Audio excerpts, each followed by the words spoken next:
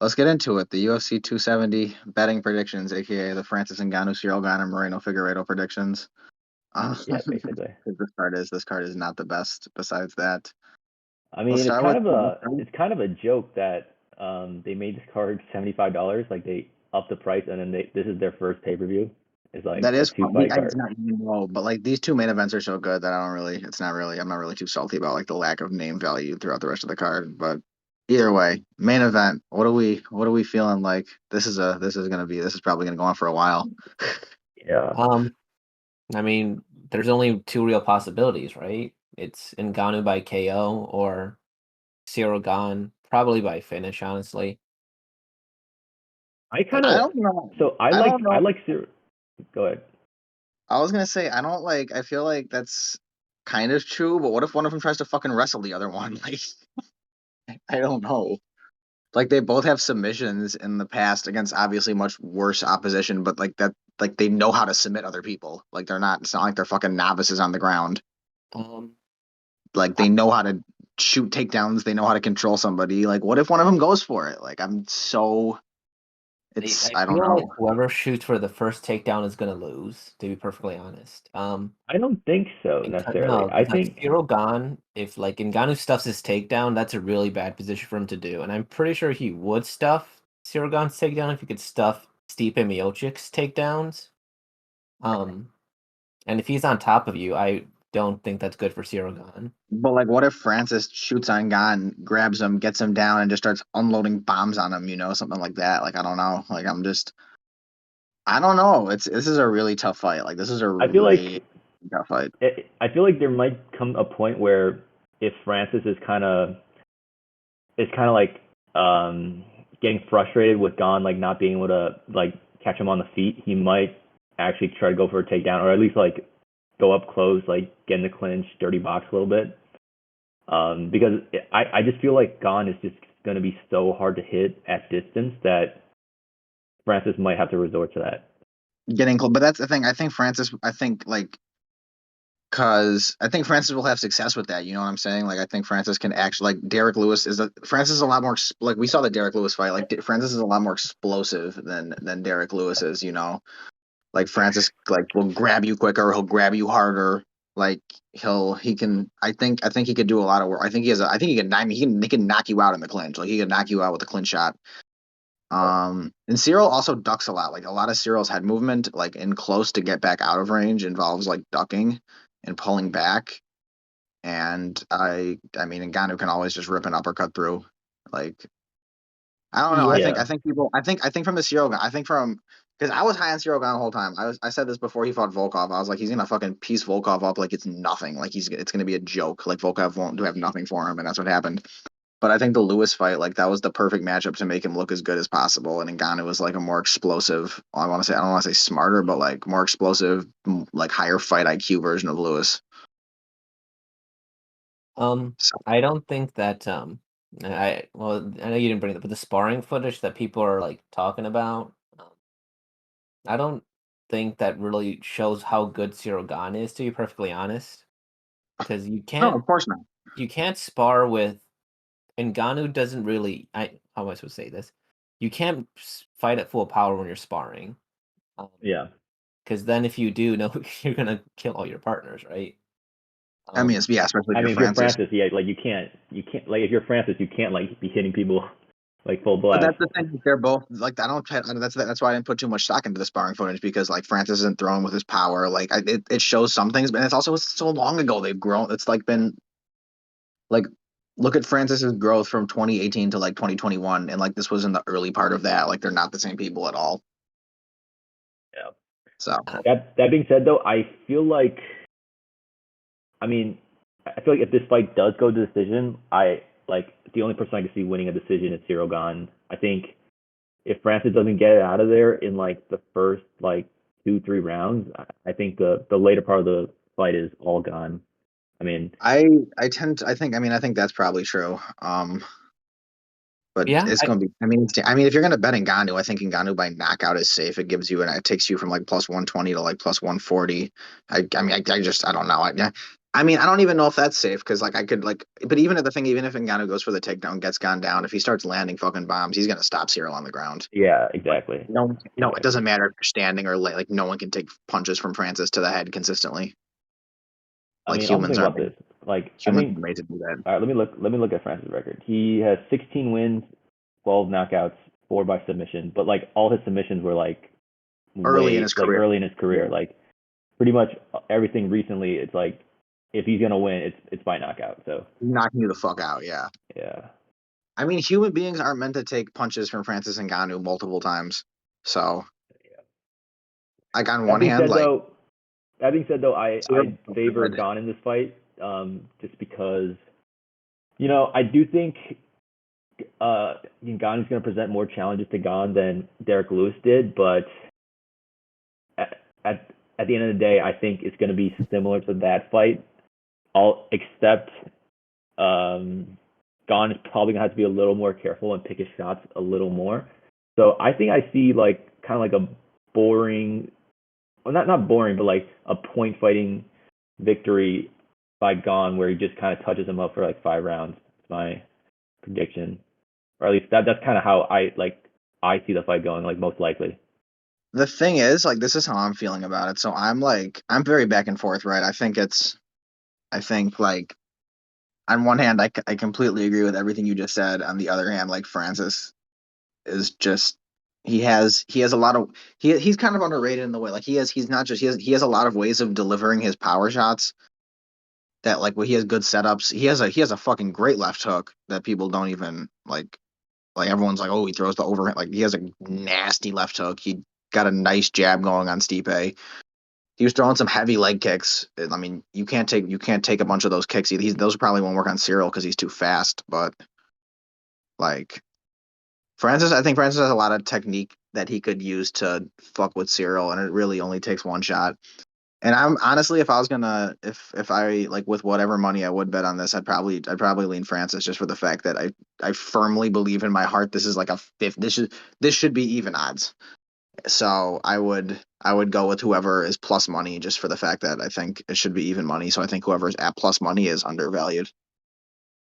Well, the fight did start even odds, and then people just bet Ngannou all the way up to I think it's like minus 150 now.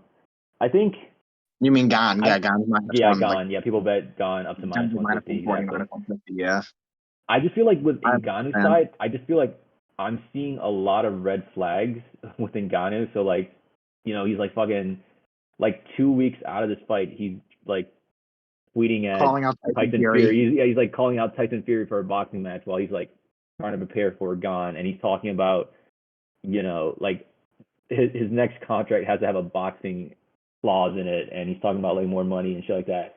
I just I feel mean, like it he just seems lost to to me a that guy like that's Ngannou is nothing to go by. not as focused about Gane as Gane is about Ngannou. It seems like we're not hearing shit about like Gane talking about anything other than like preparing for the Ngannou fight. You know what I mean? I mean, I think this is also the thing. Like, on one hand, like if like there is a thing where if Francis loses, he can get out of his contract sooner and go box. But like, if Francis loses, is he worth as much? That's what I mean. That's So, the thing. It's like if Francis loses, all this shit he's talking about, I don't but think is that's what there. I'm Like, saying. So I think you could look at it because he's talking about all those things. He's highly motivated to win to keep his stock high. Or or he drops Ciryl Gane and then he just walks out the cage. And he's but like, "Fuck this UFC shit. He's I'll like, never "Yeah, fight I again." would have had you knocked out," but then he just walks out the cage to get out his contract. so he loses the fight, but proves that he could have beat him. Yeah, he That like would be drops hilarious. Ciryl Gane, He knocks Ciryl down, and then he just fucking lays on the ground by himself. So lets Ciryl get up. The ref's like, or he just "Okay." taps or something. He taps out, taps out. That'll be crazy. That's how you keep your stock up, and I think he'd be one of the biggest stars then, right, at that point? Although I That don't would think that'd be S. That's S tier marketing because then he gets out of the champions clause. He can just go box, yeah, unless that's counting as fight fixing. and that would be like the biggest viral moment ever. A UFC fighter knocks opponent on ass, then taps out before and taps out immediately. Yeah, I he feel like just there starts has to be some law against that, where like maybe Dana could just sue the shit out of Ngannou. For I throwing the think fight, it's the fight contract. You can't just That's all right. He'll just hit the ref then on accident, quote unquote. yeah. Lorenzo, what do you like with your money in this one? I don't. I think the answer is clear. It's Ngannou. Plus money. Yeah, that's really obvious. But also, I'm of the mentality that Ciryl Gane needs to be perfect for 25 minutes, and Ngannou just 1 second. And so, if he connects that one punch, then Ciryl Gane will fall. And I don't think you can outpoint Ngannou, like at No, least from a and that's striking the perspective. You need to I probably like mean, wrestle. Stipe did the first fight. That was an Stipe outpointing. took him down a lot though. Yeah, Stipe could put Yeah. him on the ground a lot. And I So Stipe was and the wrestling him. problem with that first Stipe fight is that he wasn't fighting like he normally does. Like he was actually an aggressor instead of a counter puncher there, which is, Ngannou's No, natural. that is how Ngannou. No, like how Ngannou fought in Stipe too. That is the outlier. I mean, Ngannou's usually like the Stipe one who was- bum rushes well, people yes, and they're like. both outliers. Stipe 1 and 2. Because in Stipe 1, he doesn't normally do that. And then in He Stipe chases you 2, if you're not good enough to stop him. Yeah, I mean he did that with like Rosenstrike. He did that Yeah, with but like Curtis Blades, I mean, did it he works do that sometimes. with Blades? I don't know. Kane. Oh, yeah, it works. I mean, it works all the time except with Stipe 1. Why is it not going to work this time? Is it just because Ciryl Gane's movement? I think yes. I mean Ciryl Gane's movement is, I mean, Insane. literally like unheard of Unbelievable. for the heavyweight division. Um, Also, It I would be mean unheard of for Stipe. the light heavyweight division. Yeah, I mean he's basically heavyweight Wonder Boy is I Ciryl Gane. I would offer some pushback on that his movement not being unheard of because what little martial arts I've done Savate, and that's all Ciryl Gane's game is for the most part. He has a lot of Savate. You're supposed to always be hopping in Savate, like a certain stance. His kicks, oblique kicks, are Savate. That's a very Yeah, I mean French martial I'm sure art. he's like, yeah, like it's like Yeah, but he's like taking it from Ciryl a Gane martial trained art. in France for like an extended period of time. I think he knows what Because like Savate is. there's lots of people who have practiced like Savat, but there's not that many people who can get into the cage with the best heavyweights in the world and just completely shut them down with movement. Yeah, I mean like it's like no heavyweight moves Like like even no, like even if someone like even the best Savat guys in the fucking world like wouldn't be able to fucking stand in there with Volkov for 25 minutes and just out and then touch him up for like it was nothing. They did He though. would beat these guys like No, nothing. Ciryl Gane was using Savate like the entire time. That's why I was Exactly, but like who else is who's the other Savat guy in Do you want organized me to combat like? that has had as much success as Ciryl? Do you want me to name like the Savate World Champion and I'm confused what you're asking me to do. I mean Well, I no, think because the you're talking about comparison here. you're saying his movement is not unheard of because it's in Savat, but like no one else has brought that to MMA, so it is unheard of to MMA Uses it. because like Yeah, nobody yeah. else. I think that the key is like it's kind of unheard of for MMA and for the heavyweight division in particular. Like no heavyweight is moving like as lightly and as nimbly as Gane. And as quickly as Gane, That's yeah, it just doesn't fair happen. if you Like say it it just like doesn't happen. that. Like there's tons of other people in the world who do, but like not in the heavyweight division of the UFC. I mean, another thing that I think works against Ciryl is that this may sound weird after he just KO'd Derek Lewis, but he kind of has pillow hands, doesn't he? I don't think so. I think he just Yeah, like I don't think so. he doesn't load up on his shot so much because he doesn't want to Yeah. get countered. So That's also part of the Savate, though. Is Savate, you're not supposed to load up on your punches.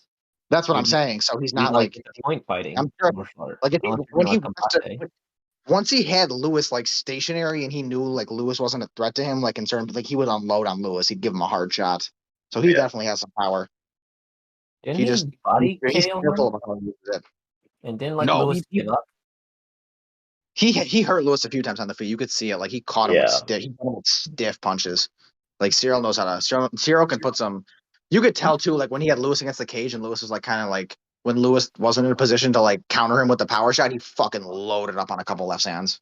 I think that Rosenstruck and Stipe hit harder than than what's his face than Gane. Gane? I mean, yeah, but like And Gane's I thing think isn't that it's hard. You can't fucking hit him. and Ngannou walked through both of those. He literally walked through Rosenstruck, hitting him with 3 shots like nothing. And But Rosenstruck, the problem with Gane isn't that isn't hit. It's the fact that the problem with Gane is you can't hit him. Like he's hard to hit. Like Yeah, didn't I he? mean, like if when you don't have that one hitter quitter, like you're not gonna beat him. when Ngannou just like bum rushed Rosenstrike, like Rosenstrike just didn't have like the movement to like step out of Gane's punches. Whereas Get out of the way of Gane, like to get out of the way of Ngannou, where fucking Ciryl will be Ngannou, on the other side of the cage if Ngannou does that. yeah, I mean, It's interesting. It's interesting for sure. That's why I said like I'd honestly like for I'm going. It's I really do think it's 50-50. Like nobody knows if Ngannou will be able to catch Gane. Like it's really like a fucking coin flip. So I would go with the plus money, especially considering like Ngannou who just beat the greatest heavyweight of all time in the UFC at plus money. I think that's the way you got to go. I think that logically makes sense. I just again, I don't know if he's as untouchable as you like make him out to be. No, Be- I would if someone held a because gun like to my head and said, "Who do you think will even win?" I like might pick Rosenstruck Ciryl. hit him I'd 40 probably pick times. Ciryl. Like I think the Derek Lewis thing of him, I mean, he definitely gets hit the least. I'm not going to say that he doesn't. But to say that he doesn't get hits, I mean, the data doesn't support that. He does get hit, but like not often and never clean. yeah. There's Never Ngannou hit you clean. clean. He gets hit clean maybe like once every 5 rounds. Like it's actually nuts. Like every time he gets hit, you see when he gets hit in the fucking head, it's like a jab or like glances off him where he gets something like he doesn't take clean shots. It's crazy. Ngannou doesn't need to hit you clean. Like And that's what half makes the it field be cool. like not I being would hit say I would and on say your like guard too. He knocked out Curtis Blades when he had his guard up. yeah, but again, I don't think Gane will be there to be hit like that. I mean, if Ngannou does hit Gane, I think it'll be again like either like partially blocked or Gane's just gonna be like in some way to defend himself. Sure. I kind of feel that, but like I said, it's such a toss up to me. Like it really is such a 50-50 fight that I have to go with the plus money and the guy who just beat. I mean, the guy who just beat the greatest heavyweight ever at plus money is. I mean, it's a vibe. Yeah. So Ngannou by head kick. Boom. kind of Yeah. by head kick. I mean, he did Best throw a fight in head the kick old. against Stipe, right? So, And Yeah, Stipe he threw a ate head it, kick. which was No, he threw a crazy. head kick after he Stipe threw a ate leg kick it. to set it up. Smart shit. I think we've pretty made our picks I pretty was gonna clear. I say, think I it's was gonna two say, let's go Ngannou on to to like one. Moreno Figgy. Yeah, Yeah. move on to the next one. I think is fair. All right, Moreno Figgy. What are we thinking? I think Deiveson Figueiredo had a bad weight cut. Yeah. And I think that I favor him primarily, and this is again going to be partly influenced by the odds because he's the underdog. And Moreno, maybe I haven't watched enough of his footage because again, I'll admit I probably haven't, but I think he gets hit a bit too much unless that one fight was an outlier. I I mean, think Figueiredo couldn't really do much the second fight. Yeah, because of the yeah. bad weight cut is my guess though. But like a bad weight cut for Figueiredo is every weight cut. Not really, no. Yeah, but the thing is like that last fight was like it was such a weird fight for Figueiredo. Like he's never like just gone outstruck like that. He's never like just got that like he's never been that outclassed. That like it just seems like there was some other shit going on with that last fight outside of like No, Moreno just being better. I think an interesting statistic now that I remember, and this might actually support your point, Dermer. When Moreno or not when Figgy drew Moreno, he actually went to the hospital later that night because apparently the bad weight cut got to him there too. Yeah, So I that mean, makes sense. Like well, he's too big to be making 125. I think Moreno beats him again and sends him up are to you fat 135. shaming him? What do that? Are you fat shaming him? Yes, it's disgusting. Yeah, He should be that, ashamed of himself. But Damn. no, I think he's cutting fucking too much weight. I think Moreno, the improvement, like we can talk about the bad weight cut all we want, but like we also have to talk about like how much better Moreno looked in that. Even like you could just watch both first rounds, like you could see Moreno just looked so much better. everything about him, his movement, his fucking jab was on point, his shot selection, like he was just I feel like he adapted better to I think he just worked for it harder, bro. I really do. I think he just worked harder for it, and I think he's still working harder for it. I think he's probably widened the gap more. Yeah, the biggest thing for me is that Figueiredo is 34 years of age, whereas Brandon Moreno is 28. So, That's I what I'm mean, saying. Like Moreno's getting if better every day. He's getting into his prime. exactly, like if anything, I mean, Moreno's getting better. He's coming into his prime, whereas Figueiredo is kind of getting his like on his way out. I mean, 34 at the flyweight division is like ancient. So Biggie also has Cejudo on his side though. yeah, That's a look how that worked out for Wei Lee. You mean she took Rose to the distance and Lost. Please. But the fact that she improved that much over 1 or 2 fights, I mean, that's pretty good, don't you think? Yeah, I think that's definitely an she learned to argument stop for dropping her Figueiredo. hands. Wow, she learned to stop dropping her hands. Thanks, Henry Cejudo. She got beat on the ground. Like Henry Cejudo's training means nothing. It hasn't proven that it's successful. It doesn't mean anything. I don't care who he's training. Like, it doesn't matter. I mean, the real question is, like, do you think that, like, if that performance from Figueiredo was a complete outlier and he's going to be back to exactly what he was before that fight, then this is a close fight. But, like, I really don't. I think he's going to be a lesser. He might be better than the second fight, but I think he'll be a lesser version of him, like his prime from like a year or two ago. And I think that Moreno will be a better version of himself, and that's not a good sign considering how the second fight went. The thing is, the odds still kind of imply that it's a close fight. I mean, Brandon Moreno is only minus 170, Figueiredo plus 138. That's not a lot of. I mean, you're not getting a lot of juice if you're betting Figueiredo here. I mean, plus 138. I mean, damn close. Yeah, I don't think you should be. Like Figueiredo's has had a really good career, and if he did, I mean, realistically, like if he didn't get himself a bunch of fucking points, a point taken off through a bunch of fouls, like he would have won the first fight. But I think this is one of the things where if Figueiredo was like, I don't know, plus 200, I could see the value in betting Figueiredo, but I just feel like plus 138 is not enough of a juice to put on Figueiredo as the underdog, I agree completely. Yeah. I just think Figueiredo is the better fighter, is why too. It's possible. That is possible. I think Moreno is. I think again, like Moreno is. We've already seen the best of Figgy. Like we haven't seen the best of Moreno. Like he's getting better. And even if we did see the best of Moreno, like the best of Moreno can clearly beat Deiveson Figueiredo. Like he can't. We've seen that happen. Didn't we see that in the last fight too? That the best of Figueiredo could have beat Moreno.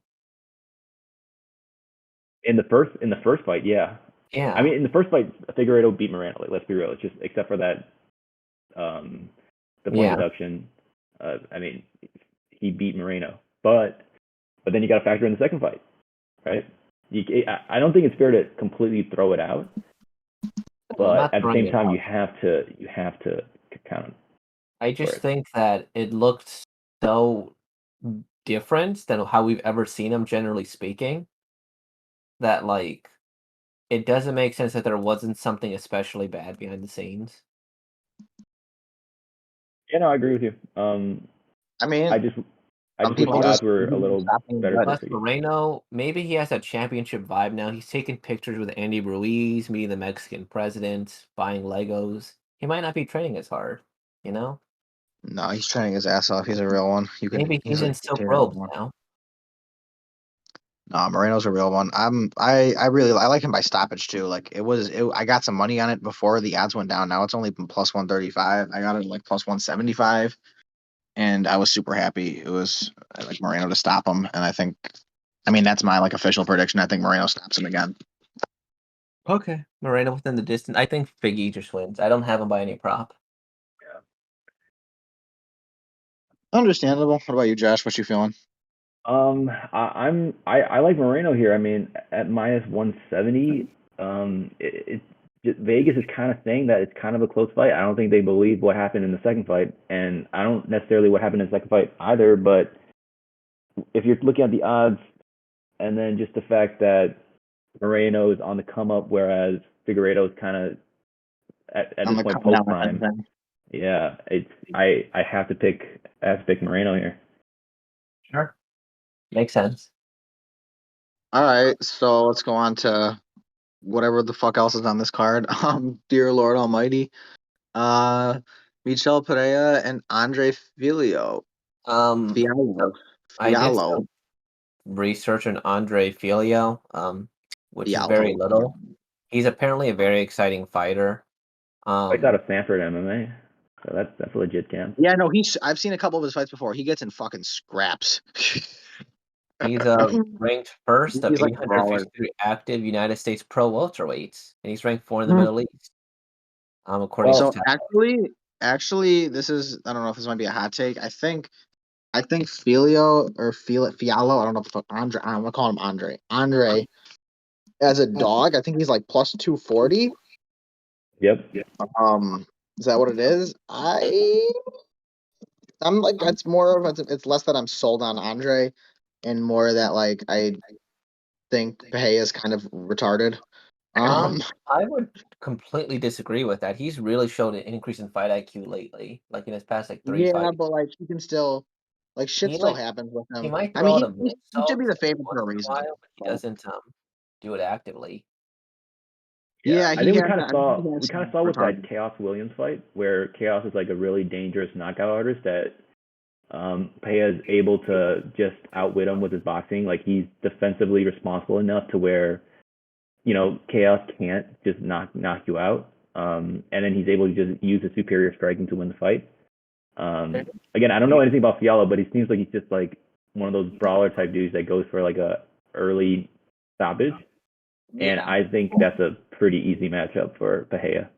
I think Pereira has a really good chin too. Like I don't Yep. think he's gonna get knocked out. But I don't know if he'll knock out if he's because I imagine he's gonna point fight, to be perfectly honest, because he works with what's his face? Um the guy who trained Connor? Oh, fuck. John Kavanaugh? Kavanaugh? John Kavanaugh? Yep, John Yeah. Kavanaugh. And he seems to turn Johnny Walker into a point fighter too. So if he's working with him, I could see Pereira just point fighting him and then doing whatever. He did that to Nico Um, Price too, didn't Or he? I could see Fialho trying to like go out there guns blazing, try to knock him out, and then get caught by like a Get Peja knocked out. counter.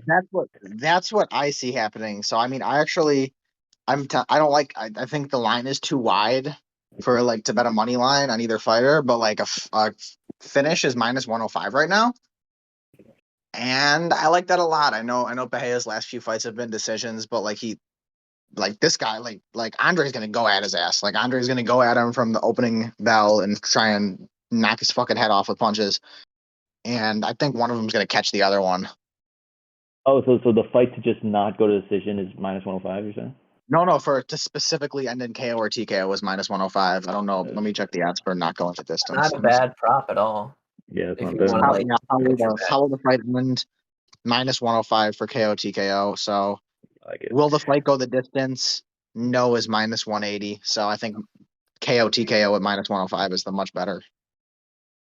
Yeah, Um, I think Peja's also Peja's gotten smarter recently. Like he's not doing the retarded moonsault shit anymore, or at least like not as much. Much. I Yeah, think Michel Pereira will fight smart, and I think he'll win via points. I think that's simply what's going to happen. I think he's a Um, parlay piece for sure. He's a parlay piece. yeah, if you wanted to like bet him flat out, I think that's smart. I think him by decision is an interesting bet that is very possible. Yeah. All right, moving down the card. Syed and Cody. Yeah. Saeed. All right, Cody Stamann versus Saeed Nurmagomedov. I would assume Saeed just not only because of the last name, but because I feel like Cody Stamann. Maybe it's because of the competition he's fought lately, but he's kind of on a downward trajectory. It kind of seems like they're trying to sacrifice him to Saeed, so that way like he can get a number by his name or get really good props.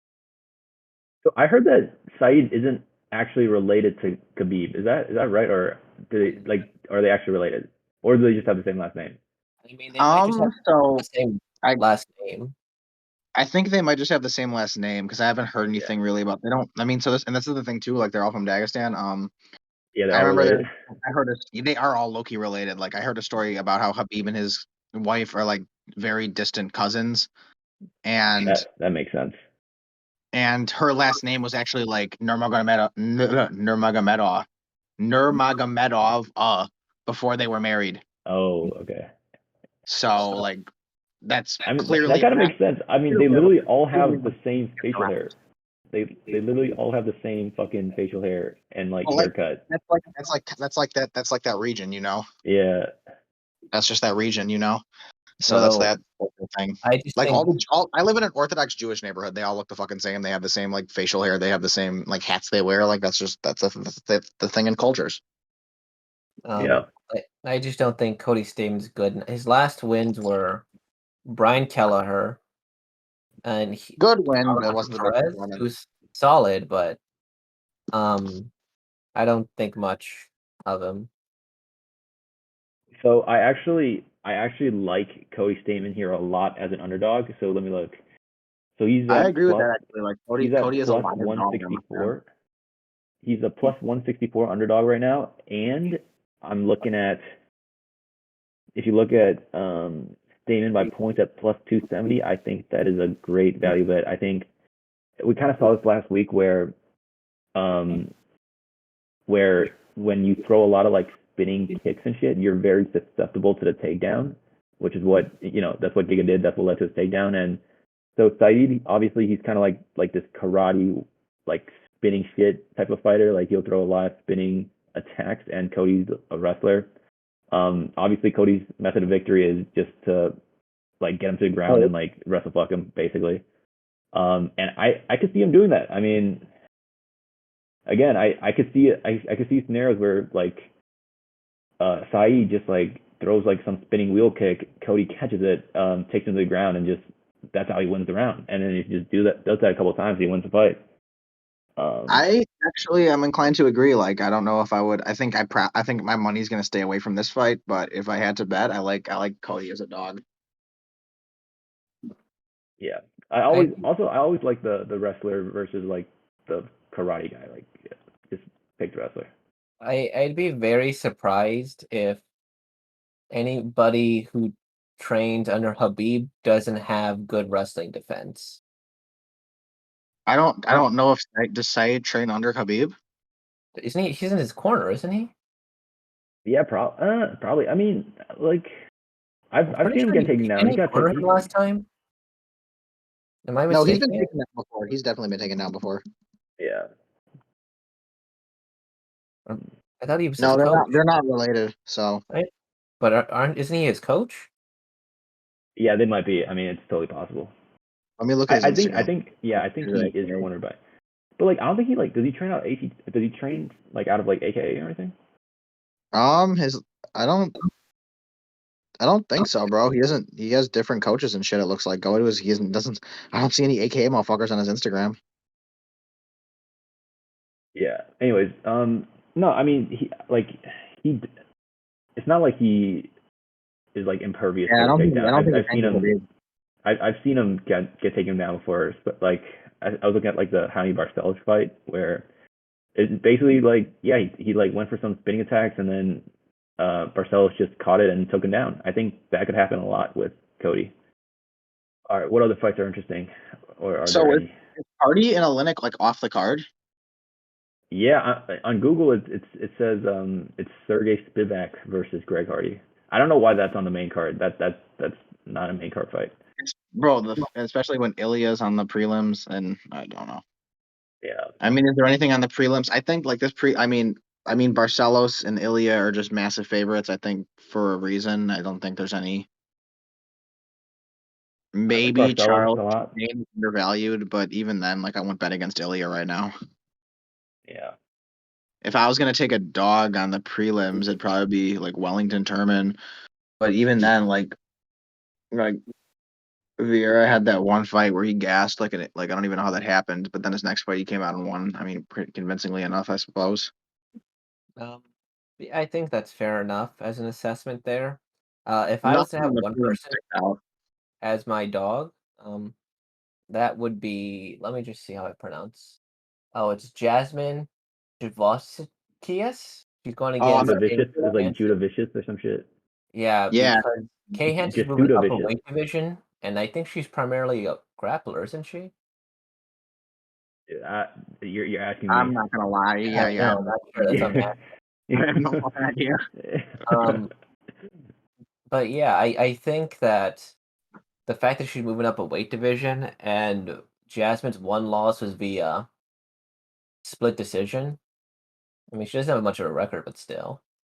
So yeah, she also has like a 7-inch reach advantage or something crazy. So I think she's a good pick at plus 200 odds.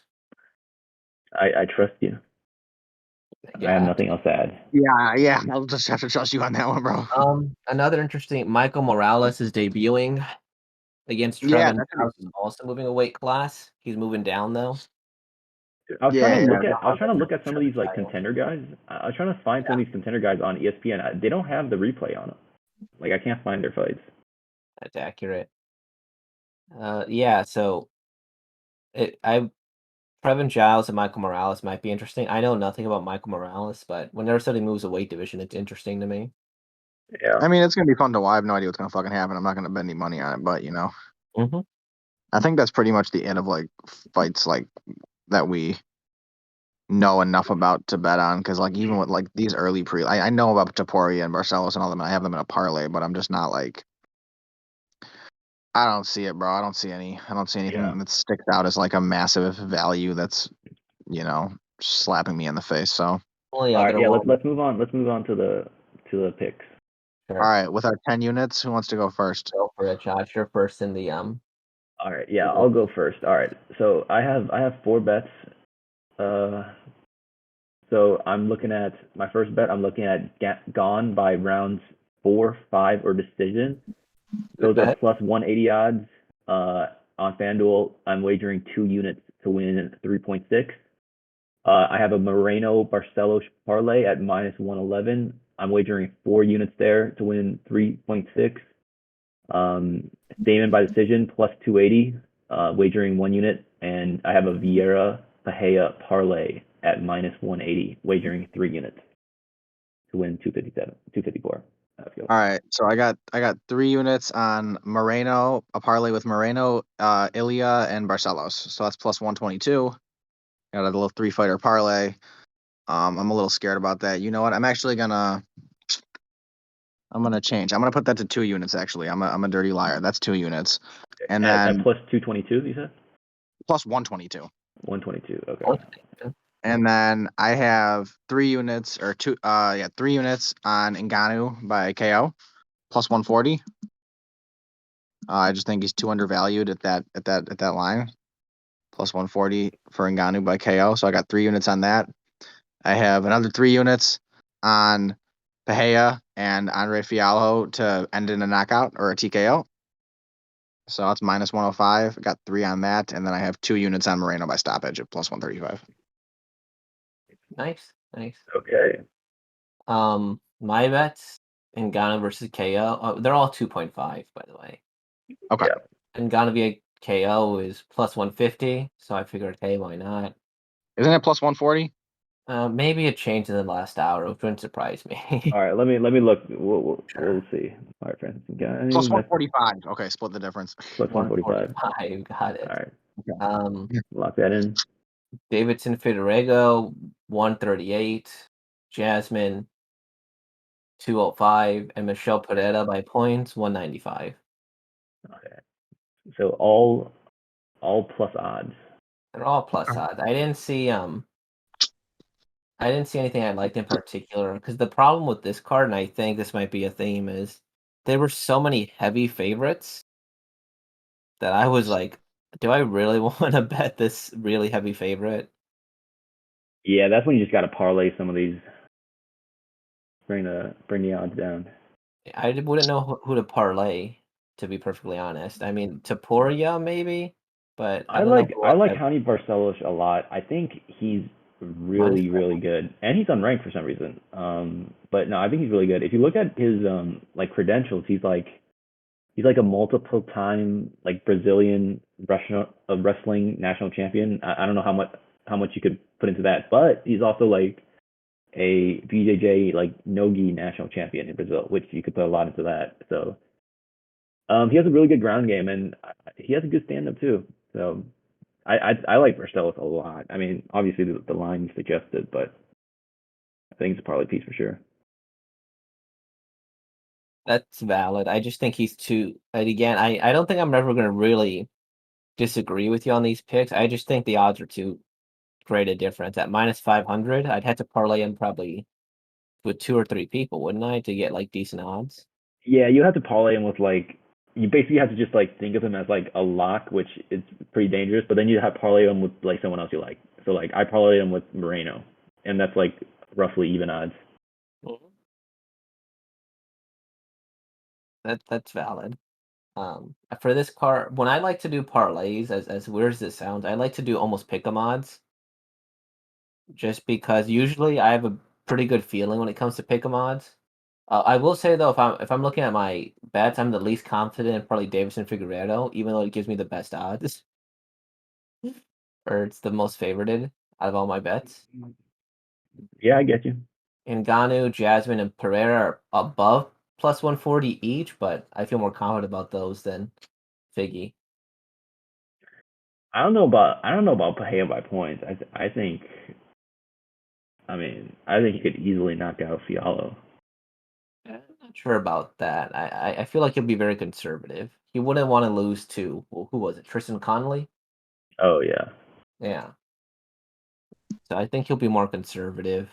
I just feel like he's maturing